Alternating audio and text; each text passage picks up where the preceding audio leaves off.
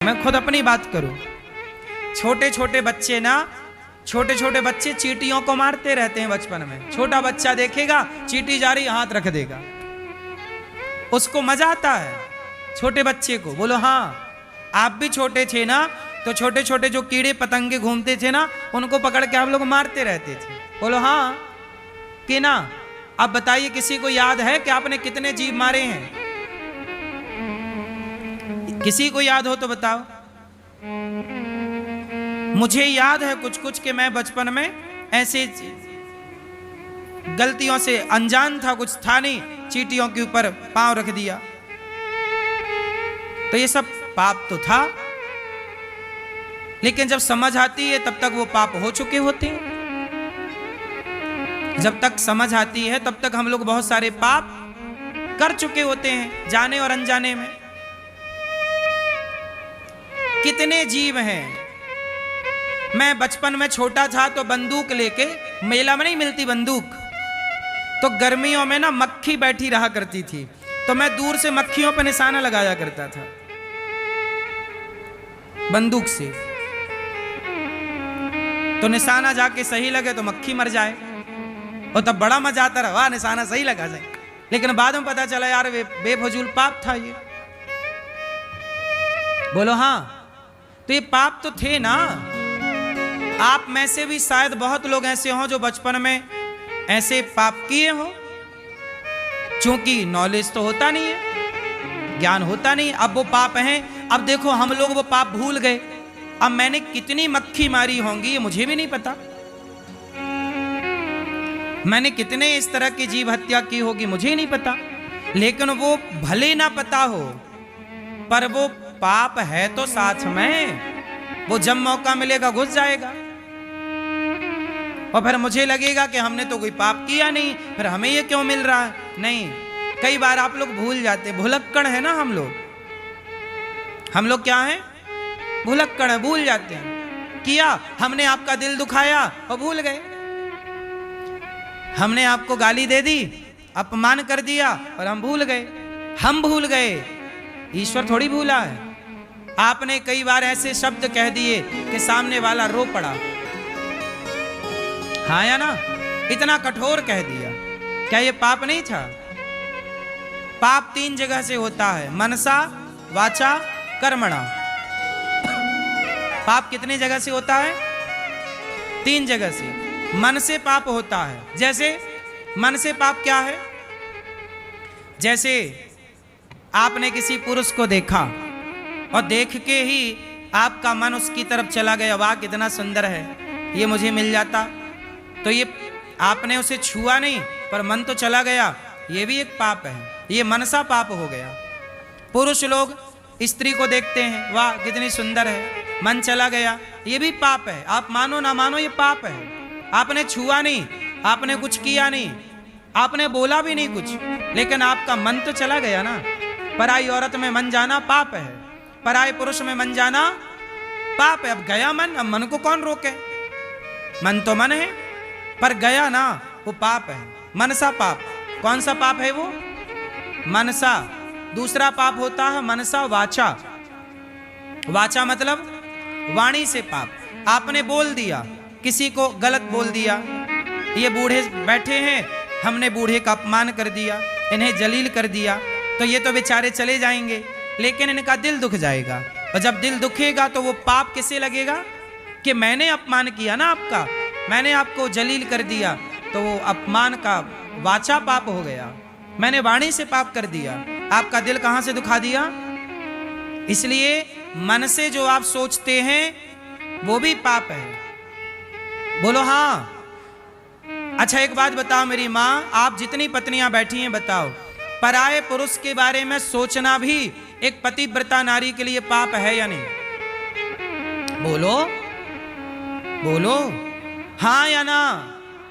हमारे देश में पराये पुरुष के बारे में पतिव्रता नारी के सोचने में भी पाप लगता है, और आजकल लोग लिव इन को भी गलत मानने को तैयार नहीं है। देख लीजिए जरा, लोग कहते हैं मेरी मर्जी, मैं किसी के संग रहूं,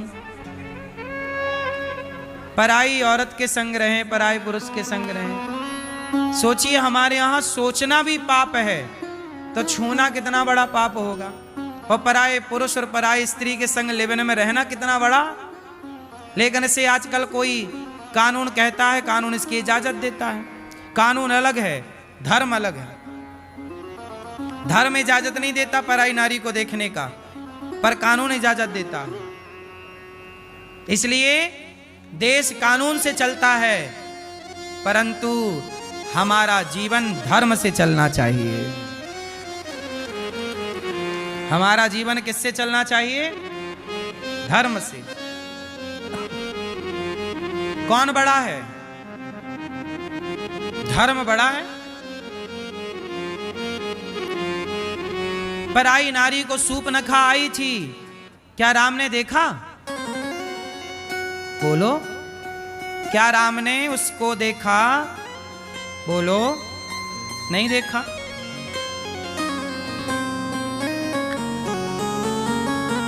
तो मनसा वाचा कर्मणा, कर्म से पाप। आपने किसी का गला दबा दिया, आपने किसी को मार दिया, कर्म से पाप। तो पाप मन से भी होता, वाणी से भी होता, कर्म से भी होता। जब तक समझ नहीं थी कोई बात नहीं, पर जब से समझ आई तब से आप मनसा वाचा कर्मणा तीनों पापों से बचिए और अपने मनसा वाचा कर्मणा से भगवान की सेवा करिए, भक्तों की सेवा करिए। जो हो गया सो हो गया, आगे ना हो। जो हुआ सो हुआ, अब ना हो। यदि आप अपनी गलतियां सुधार लेते हैं तो भगवान माफ कर देते हैं। ऐसा नहीं है कि हमने पाप किए हैं तो भगवान हमें क्षमा नहीं करेंगे। भगवान बड़े दयालु हैं। कितना भी बड़ा पाप करिए आप, लेकिन भगवान की शरण में चले जाइए और भगवान से कह दीजिए, प्रभु मैंने पाप किए हैं, अब मैं नहीं करूंगा, और वो गलतियां मत दोहराइए, भगवान आपको क्षमा कर देंगे। सन्मुख हो ही जीव मोहि जबहि, जन्म कोटि अघनासहि तबहि। कितना भी बड़ा पाप कर लीजिए आप, पर भगवान की शरण में जाइए तो जैसे आग की चिंगारी बड़े से बड़े ढेर को जलाकर समाप्त कर सकती है, ऐसे भगवान का दर्शन और भगवान की करुणा कृपा कई कई जन्म के पाप को जलाकर समाप्त कर सकती है। इसलिए लोग भगवान की शरण में रहते हैं। रावण से यही तो कहा हनुमान जी ने कि तूने गलती की है सीता मां को चुरा के, तूने बड़े पाप किए हैं रावण, लेकिन राम इतने दयालु हैं कि एक बार तू चल शरण में, राम तुझे क्षमा कर देंगे। बोला कि नहीं हनुमान जी ने? जाके बल लवलेश ते जितऊ चराचर झारे, मैं उन राम का दूत हूं जिनकी नारी का तूने हरण किया। चल। अंगद जी गए समझाने कि राम बड़े दयालु हैं, रावण चल शरण में, यदि चला गया तो राम क्षमा कर देंगे। तो राम तो रावण को भी क्षमा करने को तैयार थे, लेकिन रावण शरण में गया ही नहीं। बोलो हाँ, राम जी रावण को क्षमा कर देते कि नहीं यदि रावण जाता तो? उत्तर दो, कर देते कि नहीं? यदि शरण में जाता तो राम तो रावण को भी क्षमा कर देते, पर रावण ने शरणागति ग्रहण करी ही नहीं। तो रावण ने गलती की, हम लोग गलती ना करें, हम तो शरण में जाएं विभीषण की तरह, रावण की तरह। हम क्यों एटीट्यूड में रहें, घमंड में रहें? हम वो गलती ना दोहराएं जो गलती रावण ने की। ये कथाएं यही तो सिखाती हैं कि वो गलती जो की वो हम ना करें, क्योंकि गलतियां सब कर रहे हैं इस धरती पे। बताइए, आप में से कोई ऐसा है जिसने पाप ना किया हो? क्यों, आप में से कोई ऐसा है जिसने पाप ना किया हो? बोलो हाँ या ना। मैया क्या बोलती तू? आप लोगों ने पाप किया कि नहीं?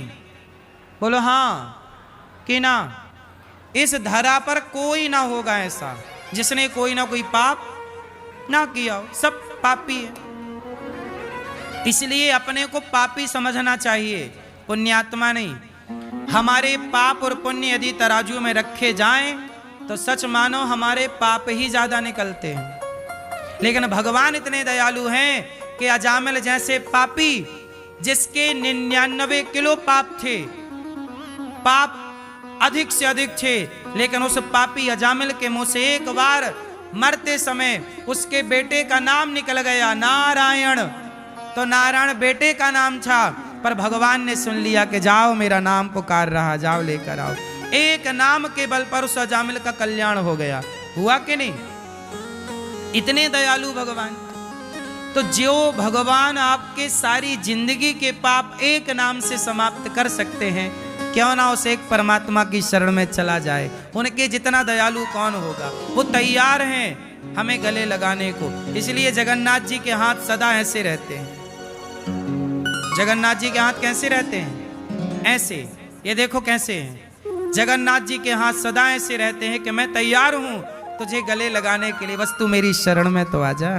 लेकिन जीव ऐसा अभिमानी है कि भगवान की शरण में जाता ही नहीं, स्वीकार ही नहीं करता कि मैं गलत हूं। अच्छा ये बताओ, आप स्वीकार करते हो कि आप पापी हो? कहो कि मैं पापी हूं, कहो कि मैं अधम हूं। जब कहोगे नहीं, स्वीकार नहीं करोगे, भगवान कैसे स्वीकार करेंगे? पहले आप स्वीकार कीजिए अपनी गलतियां, फिर भगवान स्वीकार करेंगे आपको।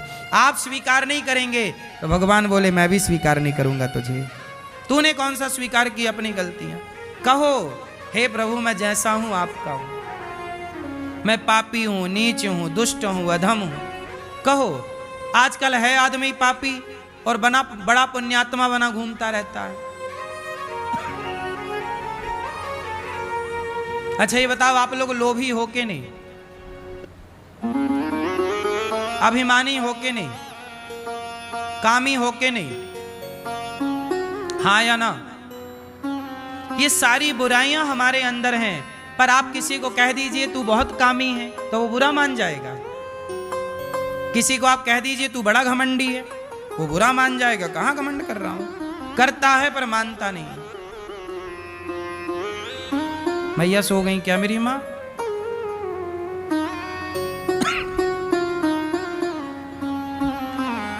तो महाभारत किसकी गलती से हुआ? धृतराष्ट्र की गलती। क्या राजा थे, न्याय नहीं किया। दूसरी गलती दुर्योधन की। दुर्योधन की क्या गलती है? जरूरत से ज्यादा लोभी नहीं होना चाहिए। लोभ इतना करो जितने की जरूरत है। अच्छा लोभ अच्छी चीज है कि बुरी चीज है? बोलो क्या है मैया? लोभ अच्छा है कि बुरा? क्या जोर से क्या कह रही हो? बुरा है। आप बताओ भैया चश्मा वाले, लोभ अच्छा है बुरा है? बुरा। आप बताइए। बुरा। आप बताओ लोभ अच्छा है बुरा है? बुरा। पीछे वाले भैया, लोभ अच्छा है कि बुरा है? बुरा। लाल मैया बुरा। आप बताओ लोभ अच्छा है कि बुरा है? लोभ अच्छा है, बुरा नहीं है। यदि लोभ बुरा होता तो भगवान लोभ बनाते क्यों? लोभ करना अच्छा है, पर किसका लोभ करें? सत्संग का लोभ करिए, नाम जप का लोभ करिए, कथा का लोभ करिए, दान पुण्य करने का लोभ करिए।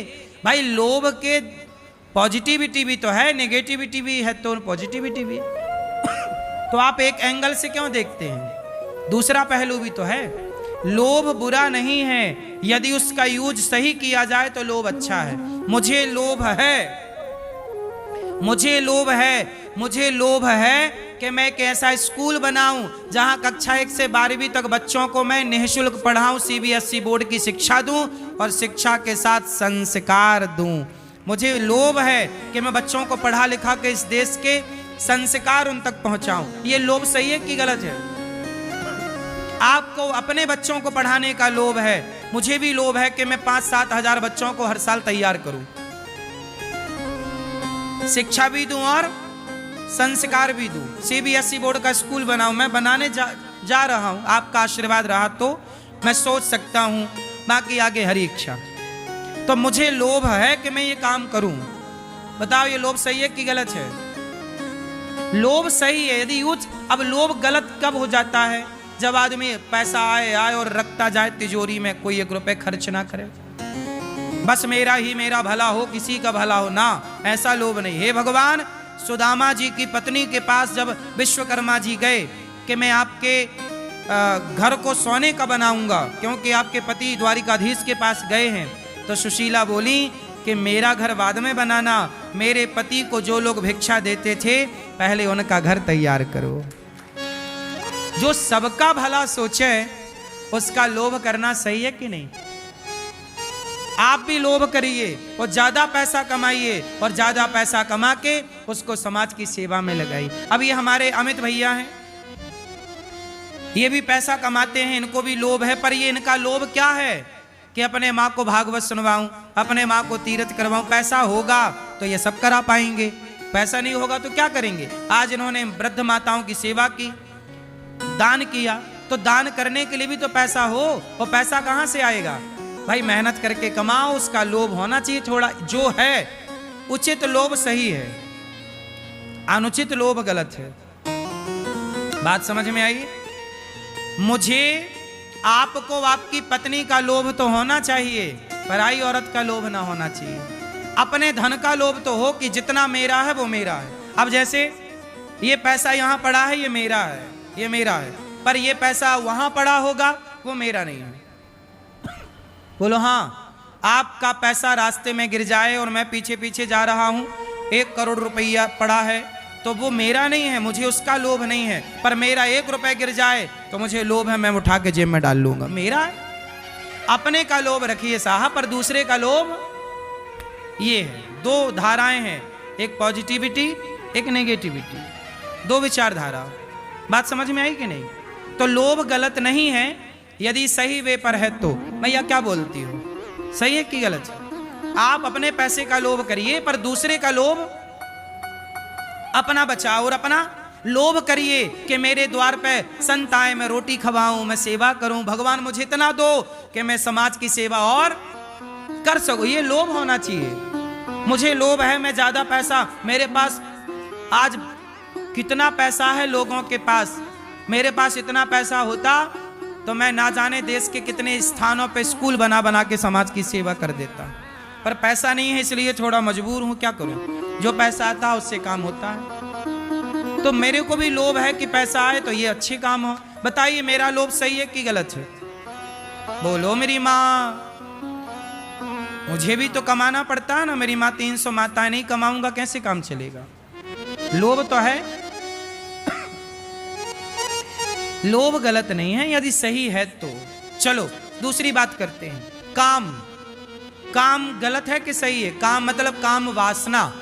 बताओ वासना का होना सही है कि गलत है? जोर से।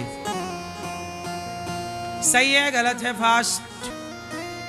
सही है कि गलत है? क्या है? सही है। काम सही है। अरे काम ना होता तो आप लोगों का जन्म ही ना होता। ये संसार को चलाने के लिए काम चाहिए। ये सृष्टि की रचना काम से हुई है, तो काम सही है। कब? जब आप अपनी पत्नी के साथ रहें, अपने पति के साथ रहें, और पति पत्नी के साथ रहकर ही आप अपनी कामनाओं को पूरी करें, तब काम सही है। पर जब आप अपनी पत्नी के अतिरिक्त, पति के अतिरिक्त पराये पुरुष, पराई स्त्री को देखते हैं, तब वो काम गलत हो जाता है, तब वो वासना गलत हो जाती है। तो अपनी पत्नी, अपने पति को देखना क्या गलत है? पर पराई औरत, पराई पुरुष को देखना, रावण अपनी पत्नी को देखता, मंदोदरी को, तो कोई गलत नहीं था, पर सीता मैया को देखने लग गया, नाश हो गया। तो काम सही है, क्यों? किसी काम से संसार चलता है, लेकिन इसका क्या सही अर्थ है, क्या गलत, ये समझ लेना चाहिए। क्रोध भी सही है। बताओ क्रोध सही है कि गलत है? आप लोग कहते हैं गुस्सा आता है, गुस्सा आता, गुस्सा गलत नहीं होता। आप लोगों को समझ नहीं है इन चीजों की, तो हम क्या करें? क्रोध कभी गलत नहीं होता। लोग कहते हैं बहुत, महाराज जी हमारे बेटे को बहुत गुस्सा है, हमारे पति को बड़ा गुस्सा है, हमारी पत्नी को बड़ा गुस्सा। कोई क्रोध गलत नहीं होता। क्रोध गलत कब बन जाता है? आओ मैं आपको समझाऊं। भीष्म पितामह बैठे थे और उनके सामने द्रौपदी के कपड़े उतर रहे थे, और भीष्म पितामह को गुस्सा नहीं आ रहा था। बताइए वहां गुस्सा आना चाहिए था कि नहीं? बोलो। पितामह को गुस्सा आना चाहिए ना दुशासन पर? बोलो हाँ। पकड़ के 2 थप्पड़ मारना चाहिए था ना गालों में। मूर्ख क्या करता है? भाभी के कपड़े उतार रहा, 2 थप्पड़ जमाते गाल पर। पितामह को गुस्सा नहीं आया, और पितामह को गुस्सा आ जाता तो यह महाभारत ना होता। पितामह को गुस्सा नहीं आया, इसलिए महाभारत हुआ। तो जहां गुस्सा आना चाहिए, कोई गलत हो रहा है आपके सामने, क्रोध करो। पर जहां क्रोध की जरूरत नहीं है, पत्नी कुछ कह रही है वहां कुछ क्रोध ना करो, मां कुछ कह रही है वहां क्रोध ना करो, बाप कुछ कह रहा वहां क्रोध ना करो, घर परिवार की बातों में क्रोध ना करो। भाई दो बात कह दे तो कह दे, काहे को गुस्सा करना, भाई है। पत्नी आज कुछ कह रही है, कह लेने दो, काहे का गुस्सा, पत्नी है। और आप लोग गुस्सा करते हैं अपनों पे, और बाहर तो बिल्कुल बिल्ली की तरह म्याऊं म्याऊं करते रहते हैं, और घर पे गुस्सा करते हैं। जहां गुस्सा करना चाहिए वहां गुस्सा करना धर्म है। फिजूल में गुस्सा मत करिए। फिजूल का गुस्सा क्यों करना, क्यों मेरी मां? तो बताइए, क्रोध सही है कि गलत है? ईश्वर ने जो जो बनाया है सब सही बनाया, आप लोगों ने उसका यूज गलत किया तो आपको गलत लगने लग गई चीजें। जैसे मिसयूज कहते हैं, हाँ या ना? हर चीज का सही उपयोग हो तो कोई ईश्वर का बनाया, ना स्त्री गलत है ना पुरुष गलत है, ना पत्थर गलत है ना मिट्टी गलत है, मुझे तो कोई गलत नहीं लगता। गलत तब हो जाती हैं चीजें जब आपका नजरिया बदल जाता है। जो गलत है उसे गलत कहिए,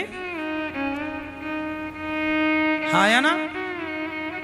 इसलिए मेरी मां, क्रोध बहुत अच्छी चीज है, क्रोध जरूर करना चाहिए।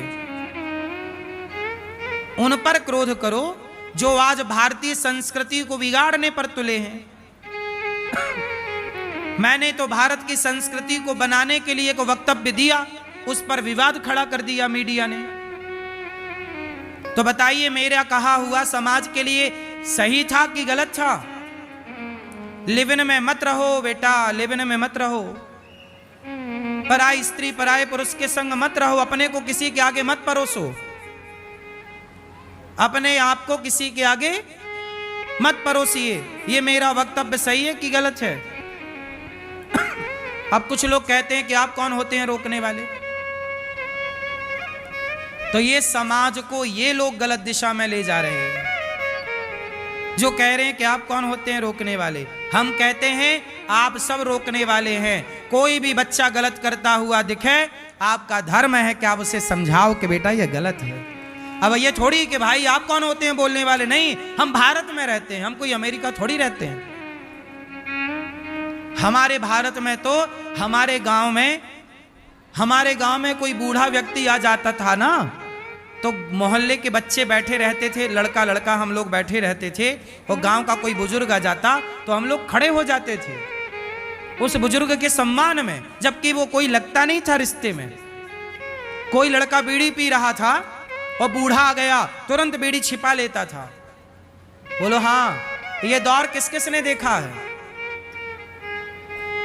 देखा है ना कि गांव का कोई भी बुजुर्ग हो, उसके सामने गांव का कोई भी लड़का बीड़ी नहीं पीता था। बोलो हाँ, सही है ना? क्योंकि उस बुजुर्ग के प्रति, उस बड़े के प्रति सम्मान था, इज्जत थी। हम इस भारत में रहते हैं जहां बुजुर्गों का सम्मान होता है। ये थोड़ी कि नहीं जी कोई कुछ कर रहा हो, आपको क्या? आज के लड़के तो सिगरेट पी पी के बूढ़ों के मुंह पे धुएं का गुब्बारा फेंक रहे हैं। क्या ये धर्म है? बोलो, ये अमर्यादित है। आप बुजुर्ग हैं तो भले आप मेरे रिश्तेदार नहीं हैं, लेकिन आपका सम्मान करना मेरा धर्म है। यही भारतीय संस्कृति है, यही हमारे संस्कार हैं। और आजकल कुछ मीडिया कहती है कि आप कौन होते हो बोलने वाले। भाई साहब, हम बचपन से यही संस्कार पाए हैं कि गलत को रोकेंगे, कोई भीष्म पितामह की तरह चुप बैठे रहें? होने दो समाज में गलत फिर। इसलिए बोलना चाहिए, आपको भी बोलना चाहिए, हमें भी बोलना चाहिए। हम सब मिलकर बोलेंगे तब ये कचरा साफ होगा।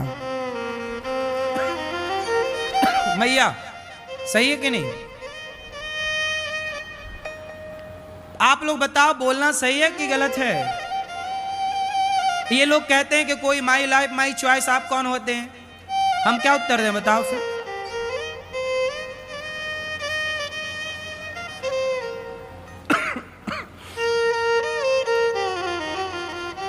बात तो यही है ना मेरी माँ, कौन बोले, सब लोग डरते हैं कौन बोले, कौन मुंह पच्ची करे, माथा पच्ची करे। लेकिन इसी ना बोलने के कारण ना इतना रायता फैल गया। हमारा देश संस्कारवान है, संस्कृति हमारी उत्तम है। ऐसे ना गवाओ मेरी माँ, इस भारतीय संस्कृति को बनाए रखो, काम आएगी, ये संस्कार ही काम आएंगे। मैंने बचपन में ये संस्कार ना पाया होता ना, तो आज मैं बेसहारा माँओं के पांव क्यों दबाता। देखो माँओं को चलो रहने की व्यवस्था होती, आप भी कर सकते हो माताओं की व्यवस्था, भोजन आप भी दे सकते हो, लेकिन ये दास माताओं के पांव दबाता है। आजकल बेटा अपने माँ बाप के पांव दबाने में शर्म करता है, लेकिन ये दास उन माताओं के पांव दबाता है जिन माँओं का कोई हमसे संबंध नहीं है। ये क्या था, ये मेरे बचपन का वही संस्कार था, बड़ों की सम्मान का। ये संस्कार मैंने पाया है, विरासत में पाया है। और आप कहते हो आप कौन होते हो बोलने वाले, क्या करे साहब, वो खून में चला गया है, इसलिए बोले बिना रह नहीं पाते। जब गलत देखते हैं ना तो चुप नहीं रहा जाता। क्या करें भैया आप बताओ, चुपचाप तमाशा देखते रहें। चाणक्य ने जब सिकंदर आया, जब आक्रांता आए, तो चाणक्य ने जाके धनानंद को बोला, धनानंद जाग जा भैया, हमारे देश में आक्रांता आ गए, आक्रांता घुस गए हैं और तू यहां नाच गाने में उन्मत्त हो रहा है। चाणक्य ने धनानंद को सचेत किया था, आगाह किया था, जाग जा जाग जा जाग जा। लेकिन धनानंद ने क्या किया, उल्टा चाणक्य का अपमान कर दिया, बाल पकड़ाया, चोटी पकड़ाई, चल बाहर। तब चाणक्य ने कहा, भाई मैं तो तेरा भला चाह रहा हूं, इस देश का भला चाह रहा हूं, आक्रांता घुस रहे हैं और तू बलवान राजा है, तू समझदार राजा है, और तू यहां वो नाचने वाली नाच रही और ये तू तमाशा देख रहा है। तू राजा ये नचनियों का नाच देखने के लिए बना है क्या, कि जनता की सेवा के लिए बना है? डांटा, चाणक्य ने डांटा तो धनानंद ने पकड़ा बाल और पकड़वा के बाहर फेंकवा दिया, चल बाहर, अपमान कर दिया। तब चाणक्य ने संकल्प लिया कि चोटी तब बांधूंगा जब ये धनानंद का सर्वनाश कर दूंगा। तब चंद्रगुप्त को तैयार किया और चंद्रगुप्त ने धनानंद का बंटाढार किया, समाप्त किया, और फिर आप इतिहास आगे का समझते हैं। तो चाणक्य का काम ही है आगाह करना, सचेत करना। चाणक्य गुरु हैं और गुरु का काम होता है कि बिगड़ती हुई समाज का सुधार करना। गुरु लोग नहीं सुधार करेंगे, बोले आप कौन होते हैं, साधु संतों का क्या काम?